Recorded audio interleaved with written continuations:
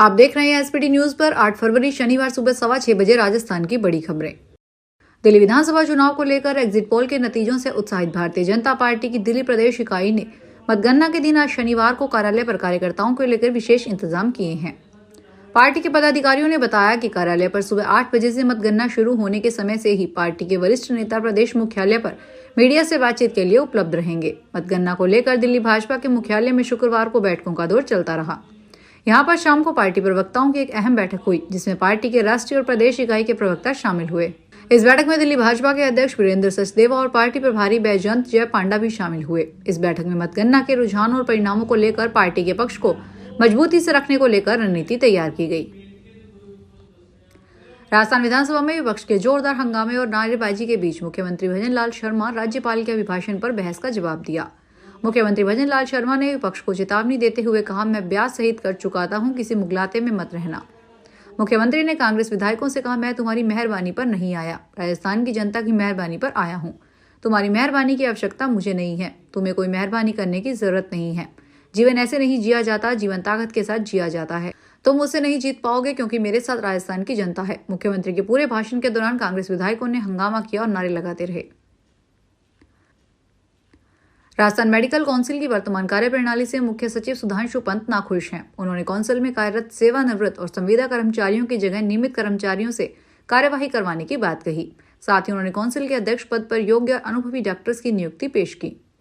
पिछले महीने मुख्य सचिव की अध्यक्षता में एक बैठक हुई है। इसमें मेडिकल काउंसिल और नर्सिंग काउंसिल की कार्यप्रणाली पर चर्चा की गई। बैठक के जारी हुए मिनट्स में मुख्य सचिव आरएमसी की कार्यप्रणाली और व्यवस्था से नाखुश नजर आए। सीएस ने आरएमसी में खाली पड़े सदस्यों के पदों को भरने की कार्यवाही जल्द करने के निर्देश दिए।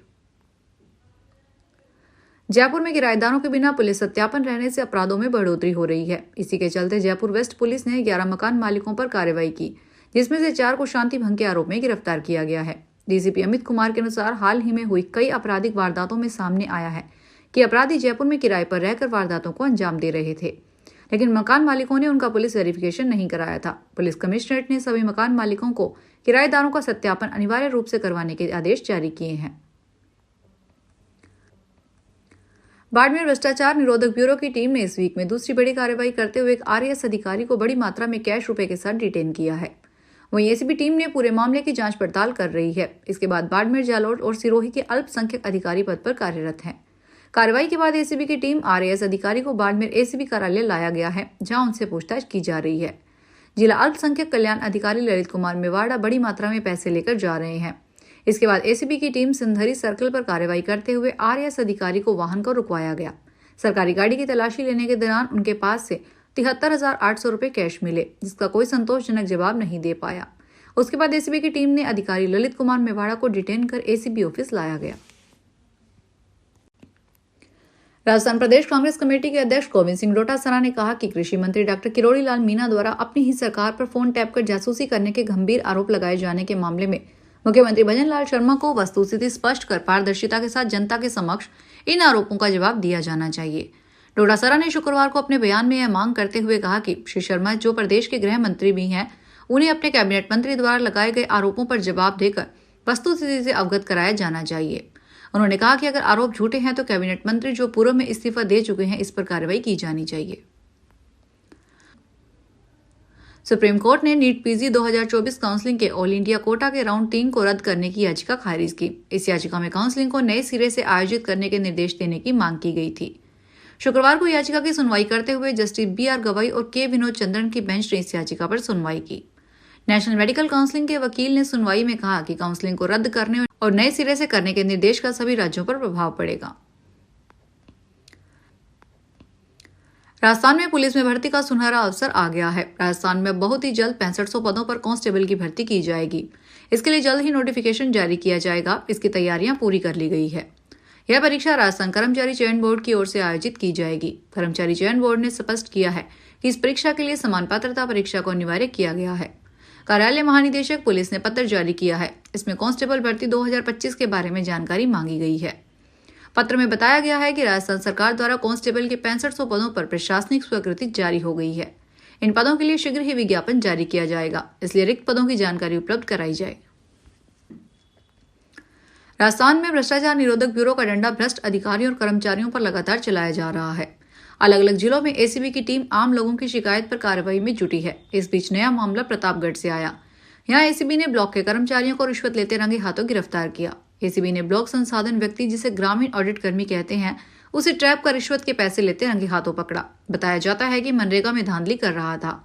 भ्रष्टाचार निरोधक विभाग के महानिदेशक रवि प्रसाद मेहरड़ा ने बताया कि परिवादी द्वारा विभाग में शिकायत दर्ज करवाई गई है कि रामपुरिया ग्राम पंचायत में विकास कार्यों में रिकवरी नहीं निकलने की एवज में ब्लॉक संसाधन व्यक्ति कन्हैया लाल, जो सामाजिक लेखा प्रशिक्षण एवं जवाबदेही पारदर्शिता समिति जयपुर के अधीन है, उसने 15,000 रुपए की रिश्वत मांगी थी। वहीं शिकायत मिलने के बाद बीते 4 और 5 फरवरी को शिकायत का सत्यापन करते हुए कन्हैया लाल को 6,000 दिए गए। बाकी के रुपए दूसरी किस्त में देना तय हुआ था।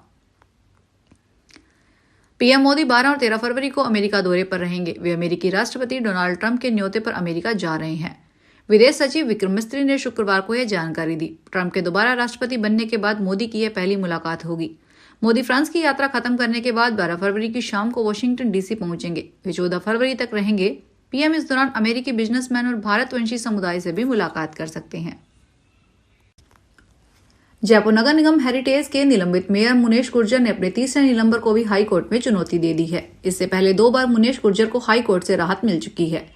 दोनों बार सरकार के निलंबन आदेश को हाई कोर्ट ने रद्द कर दिया था, लेकिन इस बार मुनेश गुर्जर ने अपने निलंबन आदेश को करीब 4.5 महीने बाद चुनौती दी है। शुक्रवार को जस्टिस महेंद्र गोयल की अदालत में सरकार ने जवाब देने के लिए समय मांगा, जिस पर कोर्ट ने सुनवाई 14 फरवरी तक टाल दी। मुनेश ने अपनी याचिका में कहा कि उसे निलंबित करने से पहले सुनवाई का मौका नहीं दिया गया। वहीं निलंबन की पूरी प्रक्रिया में नेचुरल जस्टिस के सिद्धांत की भी पालना नहीं की गई है। राजस्थान के पूर्व मुख्यमंत्री वसुंधरा राजे ने कहा कि जो भी अच्छा काम होता है वो मैं 4 भुजानाथ मंदिर से शुरू करती हूँ। 20 साल पहले की बात करूं तो यहीं से शुरुआत की थी। इसमें मैंने जब भी कुछ मांगा है उन्होंने मुझे जरूर दिया है।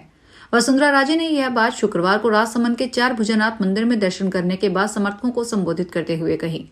पूर्व सीएम ने समर्थकों को संबोधित करते हुए अपनी पहली परिवर्तन यात्रा को याद किया। उन्होंने कहा, 20 साल पहले 4 भुजानाथ मंदिर से ही परिवर्तन यात्रा निकाली थी।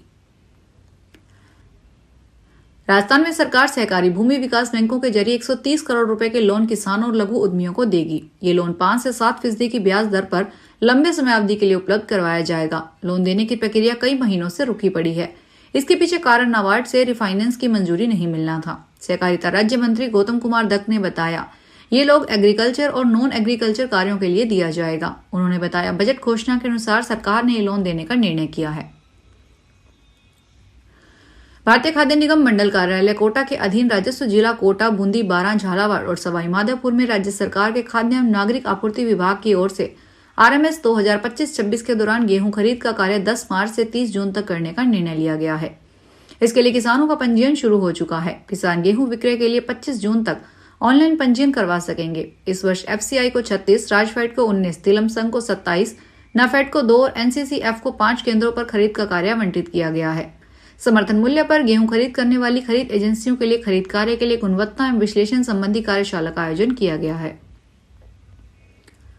जयपुर विकास प्राधिकरण ने अपनी सीमा क्षेत्र में विस्तार का फैसला किया है। इसके तहत 14 तहसील के 633 गांव JDA के रीजन में शामिल किए जाएंगे।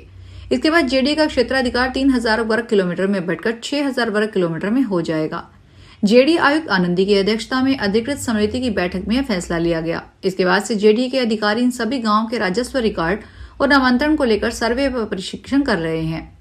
यह सर्वे किया जा रहा है कि इस क्षेत्र का कोई गांव JDA सीमा में आने से तो नहीं छूट रहा है। यह पूरी प्रक्रिया संपन्न होने के बाद JDA की टीम सरकार को 633 गांव को जयपुर विकास प्राधिकरण की सीमा में शामिल करने का प्रस्ताव भेजेगी। सरकार से मंजूरी के बाद JDA अधिसूचना जारी कर इन गांवों को अपने रीजन में शामिल कर 2047 का नया मास्टर प्लान तैयार करेगी। फिलहाल बड़ी खबरों में इतना ही। ताजा खबरों को देखने के लिए चैनल को सब्सक्राइब करें। देखते रहिए SBT न्यूज। धन्यवाद।